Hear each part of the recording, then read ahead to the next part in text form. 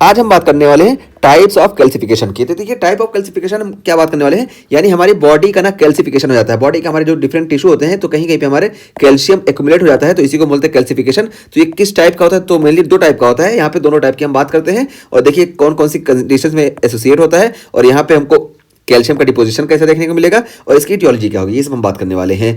तो सबसे पहले हम बताएं कि यहाँ पे देखिए बताया गया calcium deposit appear deeply basophilic on H&E stain. तो देखिए H&E स्टेन जो होता है ये कैल्शियम के लिए स्पेशल स्टेन होता है और जब हम H&E स्टेन करते हैं ना तो यहाँ पे हमको जो कैल्शियम का डिपोजिशन होता है ये देखिए डीपली बेसोफिलिक हमको देखने को मिलता है। ठीक है, तो ये H&E स्टेन जो होता है ये कैल्शियम के लिए स्पेसिफिक होता है और ये यहाँ पे जब इसकी स्टेनिंग करेंगे तो अगर कैल्शियम का डिपोजिशन है तो ये बेसोफिलिक अपीयरेंस देखने को मिलेगा। पहली लाइन में ये बताया गया। अब देखिए जो दो मेन टाइप के बताया गया कि डिस्ट्रॉफिक कैल्सिफिकेशन और मेटास्टैटिक कैल्सिफिकेशन। तो ये देखिए डिस्ट्रॉफिक कैल्सिफिकेशन ना ये मोस्टली हमको डेड टिश्यू में देखने को मिलता है, डेड या डिसीज वाले टिश्यू में देखने को मिलेगा। तो इसको हम याद रखेंगे डी से। ठीक है, तो एबनॉर्मल कैल्शियम का डिपोजिशन हमको देखने को मिलेगा डिजीज टिश्यू में या डेड टिश्यू में, और यहाँ पे देखिए हमको नॉर्मल टिश्यू में कैल्शियम का डिपोजिशन देखने को मिलेगा, तो इसको हम बोलते हैं मेटास्टैटिक कैल्सिफिकेशन। ठीक है, तो मेटास्टैटिक कैल्सिफिकेशन और डिस्ट्रॉफिक कैल्सिफिकेशन में ये फर्क हो गया। और उसके बाद फिर देखिए एक्सटेंट की बात करें तो देखिए टेंड टू बी लोकलाइज। ठीक है, तो ये जो होगा डेड टिश्यू में ये लोकलाइज रहेगा। ठीक है, तो ये आगे नहीं जाएगा बल्कि ये लोकलाइज रहेगा। जैसे एग्जांपल दिया गया कैल्सिफिक एओर्टिक स्टेनोसिस, तो कैल्सिफिक एओर्टिक स्टेनोसिस में हमको लोकलाइज कैल्सिफिकेशन देखने को मिलता है। जबकि मेटास्टैटिक कैल्सिफिकेशन क्या होता है कि देखिए ये वाइड सेपरेट होता है, क्योंकि ये लाइव टिश्यू में होता है ना, नॉर्मल टिश्यू में होता है। इस वजह से यहाँ पे सारे मेटाबॉलिक फंक्शन और एनाबॉलिक फंक्शन चलते रहते हैं, इस वजह से इसमें वाइड सेपरेट का चांस बहुत ज्यादा होता है। इस वजह से देखिए ये डिफ्यूज और मेटास्टैटिक होता है। जबकि ये डेड टिश्यू में होता है, इस वजह से ये जो होता है ये लोकलाइज होता है ज्यादा। ये इसके एक्सटेंशन की बात की गई। अब देखिए हम इसके एसोसिएटेड कंडीशन की बात कर रहे हैं। तो देखिए सबसे पहले बताया गया कि टीबी और दूसरे ग्रेनुलोमेटस इन्फेक्शन से एसोसिएट होता है, टीबी में भी देखने को मिल सकता है और जो दूसरे ग्रेनुलोमेटस इन्फेक्शन है उसमें भी देखने को मिल सकता है। तो हम बताए थे ना कि यहाँ पे जब नेक्रोसिस वगैरह होती है तो यहाँ पे टिश्यू डेड हो जाएगा और जब डेड हो जाएगा तो यहाँ पे आपको कैल्सिफिकेशन देखने को मिलेगा। और मोस्ट कॉमनली देखिए हमको लंग टीबी में और पेरिकार्डियम टीबी में देखने को मिलता है। और देखिए इसी तरीके से लिक्विफेक्टिव नेक्रोसिस ऑफ क्रोनिक एब्सेस, तो क्रोनिक एब्सेस के लिक्विफेक्टिव नेक्रोसिस में भी हमको ये देखने को मिलेगा और फैट नेक्रोसिस में देखने को मिलेगा और इन्फॉक्शन की कंडीशन में भी देखने को मिलेगा और थ्रोम्बाइक कंडीशन में देखने को मिलेगा और सिस्टोसोमियासिस और इसी तरीके से कंजेनिटल साइटोमेगालोवायरस और टॉक्सोप्लाज्मोसिस, रूबेला और समोमास बॉडीज और इसी तरीके से क्रश सिंड्रोम। तो इन सारी कंडीशंस में हमको डिस्ट्रॉफिक कैल्सिफिकेशन देखने को मिलता है। ठीक है, तो ये सारी इसके कंडीशंस हो गई। और उसको फिर देखिए इसके एसोसिएशन की बात की गई कि किस किस में हमको देखने को मिलता है डिस्ट्रॉफिक कैल्सिफिकेशन। तो देखिए TB and other granulomatous infection. ठीक है, तो टीबी में देखने को मिलेगा और मोस्ट कॉमनली लंग और पेरिकार्डियम टीबी में, और दूसरे ग्रेनुलोमेटस इन्फेक्शन में हमको देखने को मिलेगा क्योंकि यहाँ पे नेक्रोसिस वगैरह हो जाती है। और इसी तरीके से देखिए लिक्विफेक्टिव नेक्रोसिस ऑफ क्रोनिक एब्सेस इसमें देखने को मिलेगा, फैट नेक्रोसिस में भी देखने को मिलेगा, इन्फॉक्शन की कंडीशन में भी देखने को मिलेगा और थ्रोम्बाई की कंडीशन में भी देखने को मिलेगा। और देखिए शिस्टोसोमियासिस में भी देखने को मिलेगा, कंजेनिटल साइटोमेगालोवायरस और toxoplasmosis, rubella, psammoma body, CREST syndrome और एथेरोस्क्लेरोटिक प्लग में भी हमको देखने को मिल सकता है। ठीक है, तो ये सारी जो कंडीशंस हैं इनमें हमको डिस्ट्रॉफिक कैल्सिफिकेशन देखने को मिलता है। तो डिस्ट्रॉफिक कैल्सिफिकेशन देखिए हम यहाँ पे बता दिए, इसको हमको सिर्फ याद रखना है। और यहाँ पे जो हमको मेन चीज ध्यान में देना है कि डेड या डिजीज टिश्यू में हमको देखने को मिलता है। जबकि मेटास्टैटिक कैल्सिफिकेशन की हम बात करें तो देखिए ये मेटास्टैटिक कैल्सिफिकेशन ये नॉर्मल टिश्यू में देखने को मिलता है। ठीक है, तो यानी लाइव टिश्यू में देखने को मिलता है। और इसके हम एसोसिएटेड कंडीशन की बात करें तो देखिए प्रीडोमिनेटली ये हमको इंटरस्टिशियल टिश्यू ऑफ किडनी, तो किडनी के इंटरस्टिशियल टिश्यू में देखने को मिलता है और इस तरीके से लंग्स में देखने को मिलेगा और गैस्ट्रिक म्यूकोसा में देखने को मिलेगा। ठीक है, क्यों?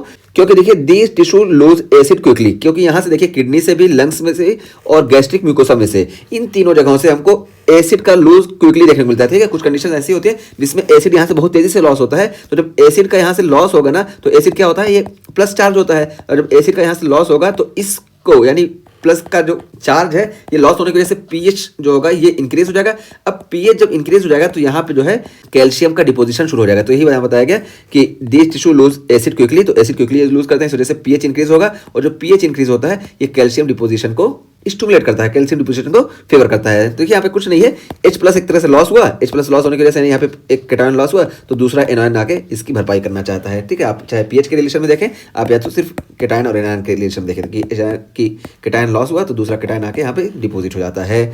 और उसको फिर देखिए बताया गया कि नेफ्रोकैल्सिनोसिस ऑफ कलेक्टिंग डक्ट में lead to nephrogenic diabetes insipidus and renal failure. ठीक है, तो नेफ्रोजेनिक डायबिटीज इंसिपिडस क्या होगा कि यहाँ से जो होगा वाटर का एब्जॉर्ब नहीं होगा, क्योंकि यहाँ पे कैल्सिफिकेशन हो गया है, और जब कैल्सिफिकेशन हो गया तो वाटर का एब्जॉर्प्शन नहीं हो रहा है, इस वजह से यहाँ पे जो है ऑस्मोलिटी मेंटेन नहीं हो पाएगी, और जब ऑस्मोलिटी मेंटेन नहीं हो पाएगी इस वजह से हमको क्या होगा कि रीनल फेलियर देखने को मिलेगा। तो यहाँ बताया गया कि nephrocalcinosis of collecting duct, collecting duct में हमको नेफ्रोकैल्सिनोसिस देखने को मिलेगी, तो इस वजह से हमको नेफ्रोजेनिक डायबिटीज इंसिपिडस देखने को मिलेगा, और जो कि रीनल फेलियर कॉज करता है। तो ये इंपॉर्टेंट चीज थी, यहाँ पे ये बता दिया गया। और उसके बाद फिर देखिए यहाँ पे हम बात किए कि इसकी इटियोलॉजी क्या होती है, तो सेकेंडरी टू इंजरी और नेक्रोसिस। तो यहाँ पे देखिए हम बताए ना कि यहाँ पे डिजीज होगी तभी होगी, तो इंजरी या नेक्रोसिस की वजह से हमको यहाँ पे देखने को मिलता है। और यहाँ पे देखिए हमको मेटास्टैटिक कैल्सिफिकेशन सेकेंडरी टू हाइपरफॉस्फेटीमिया, तो हाइपरफॉस्फेटीमिया में देखने को मिलेगा, पता चला मेटाबॉलिक कंडीशन में मोस्टली देखने को मिलता है। तो हाइपरफॉस्फेटीमिया में क्या होता है कि हमारा कैल्शियम और फॉस्फेट दोनों सीरम में ज्यादा हो जाता है, इस वजह से कैल्शियम का डिपोजिशन देखने को मिलता है। जैसे क्रोनिक किडनी डिजीज है, ठीक है, तो क्रोनिक किडनी डिजीज में क्या होता है कि फॉस्फेट का एक्सक्रीशन नहीं होगा, ठीक है।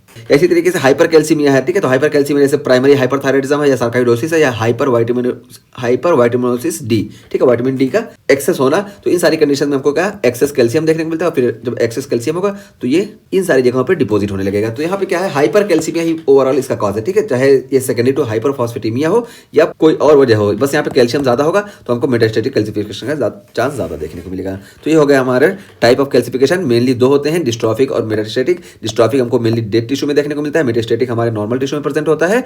और उसके बाद फिर हमने बात की कि जब डेड टिश्यू में होगा तो ये लोकलाइज रहेगा, यहाँ पे कोई हलचल नहीं होगी, और जब ये नॉर्मल टिश्यू में होता है तो यहाँ पे हलचल होगी, इस वजह से डिफ्यूज होगा और मेटास्टैटिक होगा।